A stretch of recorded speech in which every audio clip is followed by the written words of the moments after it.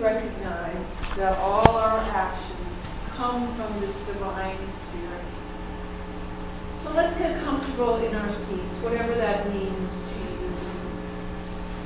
So you can ground yourself through the floor into the earth beneath us, and also connected to this greater space all above and around us.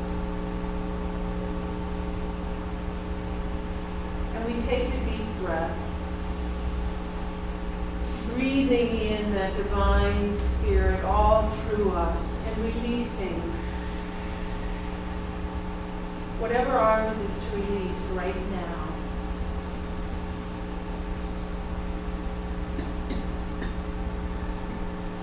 As we acknowledge and affirm being here now, we take that into a moment of silence.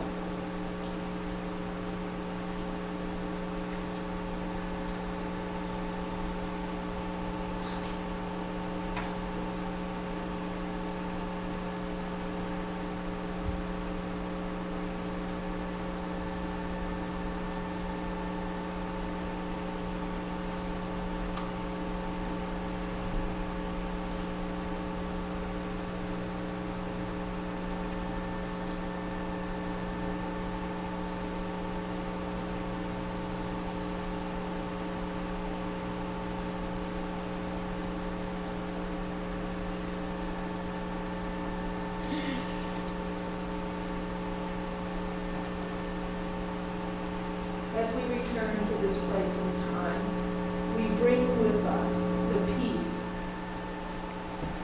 that we have enjoyed in this moment of silence. We hold that peace and that calm.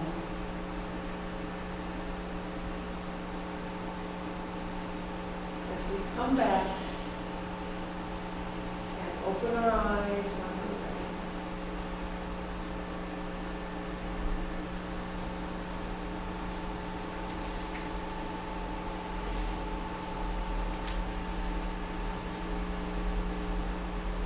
Good morning. Good morning. We are inspired this morning by Charles Fillmore. The 11th of the 12 powers is zeal. And this is what Charles said one day when he was at the age of 94. I fairly sizzle with zeal and enthusiasm and spring forth with a mighty faith to do the things that ought to be done by me. Wow. Right? I get goosebumps every time I say that. And imagine this fellow at 94, that this was his conviction. Would you say this with me, please? I fairly sizzle with zeal and enthusiasm and spring forth with a mighty faith to do the things that ought to be done by me. My dad is 88 today. And so I think of him too on this day, and I'm seeing him live until 94 and beyond, and as they say, die as healthy as you can, right? Because you want to live as long as you can and be as healthy as you can for as long as possible so you can be like this, springing forth with a mighty zeal and enthusiasm. Now, there's a couple of things I want to capture before I move to the next slide, and that is Charles' acknowledgement of a mighty faith. With a mighty faith. Okay? He wasn't saying, I'm jumping out of bed and I'm going to do whatever I feel like doing today. He's saying with a mighty faith. And inferred in that, because of his faith, is doing what is his to do spiritually. Doing what he is to do in a spiritually led kind of way. And he goes on to say, to do the things that ought to be done by me. So some real clarity there. The things that ought to be done by me. I really believe we each have our own things we're meant to do. And when we start messing around in stuff that's really not ours to do, what are some of the things that happen? Chaos. Resentment. Confusion. Frustration. Right? So there's always this going back to center. What is meant to be done by me? What is mine to do? And sometimes mine to do might be to help someone else do what is theirs to do, right? But not to do it. To recognize what is mine and what is someone else's. But then some days we feel like that, right? Sometimes we just feel like that. Okay? So that there's this remembering of us, the mighty faith, the zeal and enthusiasm, the sizzling, and what is ours to do. And sometimes that's a result of doing what's not ours to do, right? Or not having the faith, forgetting that there's a greater power than my little physical being here that's meant to help me do what is mine to do. That's where we want to be, right? Ready to go out and be and do whatever it is that's ours. So I have a little acronym I want to share with you today about zeal. The first word of this being zest. E, enjoyment, enthusiasm, energy. A, awakened to action. And L, love with wisdom. Okay? So let's come back to zest. Disney. Walt Disney, in bad times and good, I have never lost my sense of zest for life. And what did this man do with his sense of zest for life? It's phenomenal. His legend lives on, and people continue to build in the pathway that he established. Do you know the story about why he started Disneyland? He was going to go out one Sunday afternoon with his daughter because they like to go out and have fun, just the two of them together. And after the end Sunday afternoon, he went, I don't know what to do. There's nothing new to do. We want to have an adventure. We want to explore. And I can't find anything new to do. So he dreamed up an amusement park for his daughter. And that's where it started. And his zest and his faith and his knowing what was his to do led him down his path. So Z-E brings us right to enjoyment, enthusiasm, and energy. And this is the definition I found for zest. I found two definitions for zest. This being one of them. What's the other definition for zest? What do you think of when you think zest? So. Oh, it's just so. There's three. That zest soap that wakes you up out of any stupor you might be in, right? And what's another zest? Lemon zest. Thank you. Yes, zest. Lemon zest, orange zest, right? That kind of stuff. That wonderful when you grate it against your grater, it squirts out into your face, and you can't help but be awake. And anything you put it in has got this extra zip to it. That's fine, Shing. I think you're at an okay spot. We're having a little trouble for some reason. This has never happened before. My mic, when my voice comes through here, it's wanting to give us a buzz. So she's trying to find a balance between me coming through and minimizing the buzz. So You can't hear you. it's okay. I'll speak up. That's okay. You're good. All right. So that's what Shing is working on over here. That's hers to do this morning. So She does it enjoyment. well. What's that? She does it well. And she does it well. Thank you. Enjoyment, enthusiasm, energy. Now I expected to see enthusiasm and energy under zest. Okay? But enjoyment caught me a little bit by surprise. But isn't that really what's at the bottom of it? Enjoyment. Enjoying what we're doing. Finding that inner comfort, that inner joy, that inner satisfaction of doing what we're doing. And without that, oh boy, isn't it hard to have energy and enthusiasm? Without some kind of enjoyment? Are you okay, Cindy? Okay. All right. Enjoyment. We're still working on the inside of our house and almost finished. And one of the tasks I have taken on, the six-sided part has vaulted ceilings, knotty pine with these big beams. And the beams were real rough, and they were really almost black-brown, darker than I wanted. So what I have been doing in the whole house is getting up on very tall ladders, sanding the beams, because they're really rough and they catch everything that comes by, sanding the beams off, wiping them down, and putting a new coat of paint on there that's more of a chocolate brown. And then washing the knotty pine, because there has been a smoker at some point in that house. So every surface over the last 3 years is getting something. So washing the ceiling and putting a fresh coat of polish up there on the ceiling. So all I had left, I'd done the bedrooms and mostly done, but this one main area was left. Well, I decided I want this done, okay?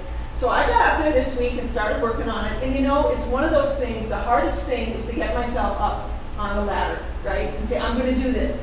And once I'm there, it becomes like this. There's a sense of meditation for me. I'm up there, I'm just going away, wearing my mask, so I'm not inhaling all of this nasty stuff, but just going along and moving the next, moving the ladder over, moving the ladder over, So, you know, sometimes it's that first step that's the most challenging. But if we leave ourselves open to, this could be enjoyable, right? I mean, I could hate every moment of that. Or I could say, this is okay. This is a meditative experience. My mind goes away. I'm be here now. I'm not analyzing anything. I'm critiquing anything. I'm just in the moment doing this. And when I'm done, I can get down and I can look at this great thing I've done, and I can see the difference. So sometimes we need to look at things a little bit different to see the enjoyment. To see the enjoyment and to get in a place of enjoyment so that we can be enthusiastic and energetic. So we have ZE.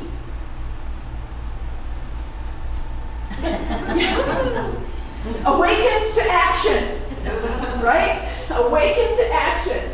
Saying to each day, I'm here now. This is a new day for me.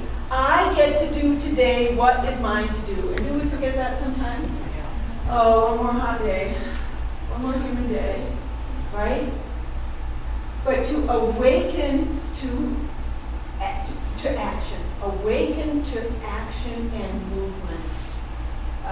Last week, one day, I was getting a little tired of the heat and humidity, and I said to the girls, let's head up to Woods Canyon Lake. At least go somewhere where we can be outside and walk around. And they're going, oh, we have to walk, we have to go somewhere. Right? Right? They're doing this thing. We get in the car, we go up there. Well, I thought we might walk all the way around the lake, but it was a little farther, so okay, we didn't have to walk all the way around. We started walking. We took the left route on the trail, and the trail was diverted because there's a nesting eagle in there. So we had to take kind of a big extra half circle before we got back out to the lake. Way at that, if you're at the boat landing at the left end, let me say, because my directions get a little bit messed up there. But at the left end, the lake kind of goes like this, and it goes around the corner, and you can't see the end. Well, we came out there then kind of around the corner, and there was a sign that said, if you walk out on the flat rock next to the big boulder, you can see the nest. Well, I don't know that we ever really saw the nest, but we did see one of the adult eagles perched nearby, and then we saw the two young eagles zooming around and zipping around and playing with each other. And then a great blue heron came swooping in and landing next to a log. And then the girls discovered crawdads in the water, so they had their stick and they're kind of playing with the crawdads. Then she had a stick she was peeling the bark off of that smelled really sweet, so I don't know, maybe it was willow or something. So we're all smelling this branch, and then they dropped a piece of bark in the water, and here came all the little fish. So then they're dropping pieces of bark in the water for the next 5 minutes, watching all the little fish come. And it was this incredibly splendid afternoon, where here it was 85, right? Up there it was 75. And there was nothing that could have made that afternoon any better. I don't think. It was just wonderful. So awaken to action. Sometimes we just need to put one foot in front of the other and get ourselves going. Get ourselves out of, perhaps, whatever it is that is dragging you down. What is dragging me down now, and how can I step out of that into something else so I can be awakened to action? And see what it brings. And L, love with wisdom.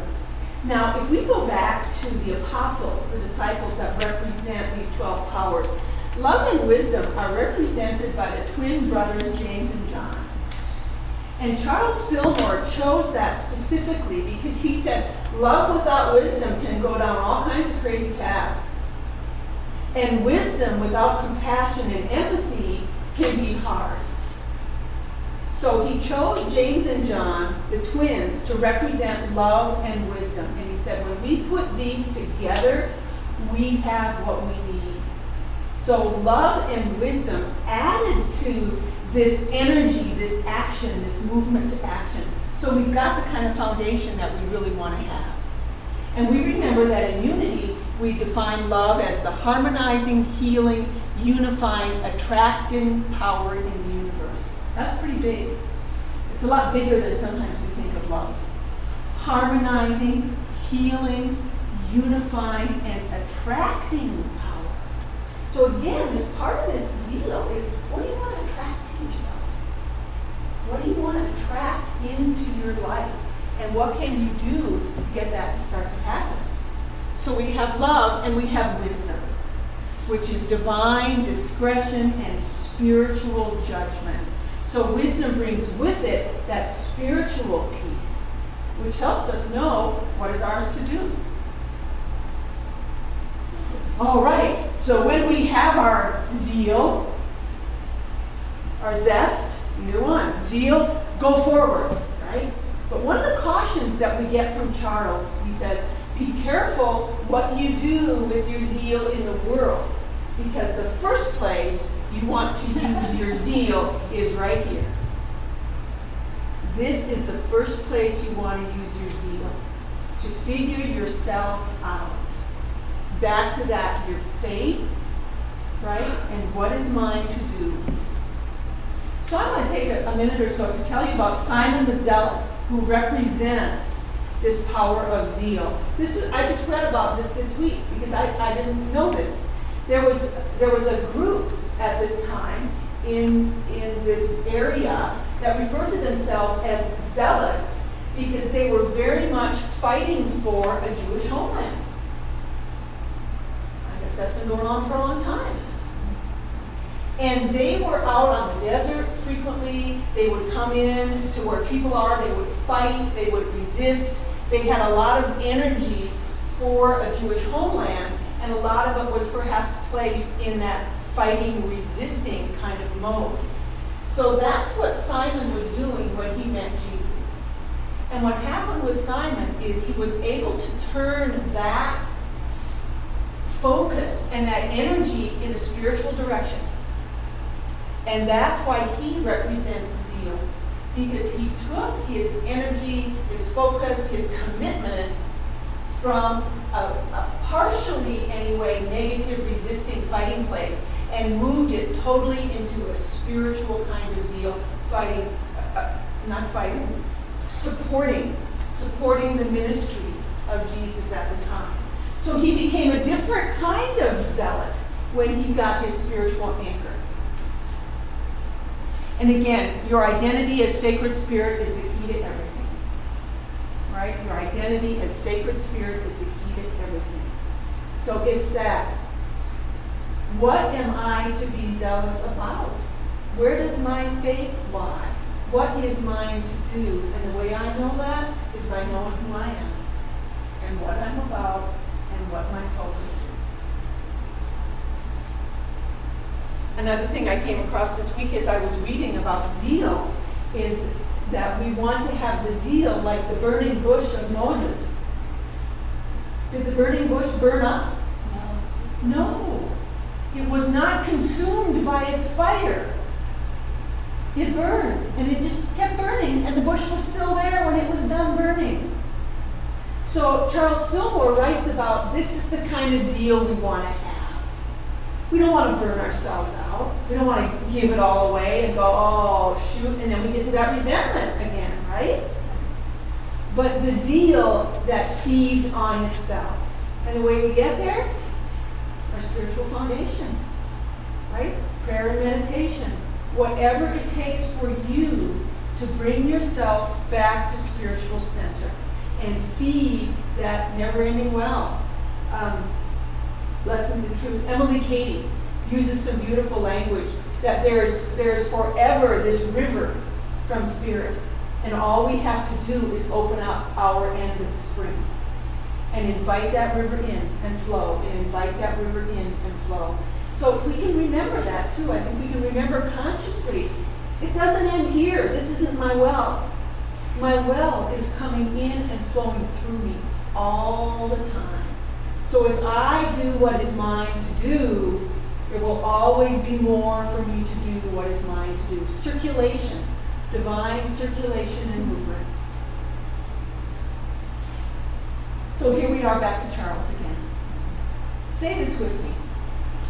I fairly sizzle with zeal and enthusiasm, and spring forth with a mighty faith to do the things that ought to be done by me.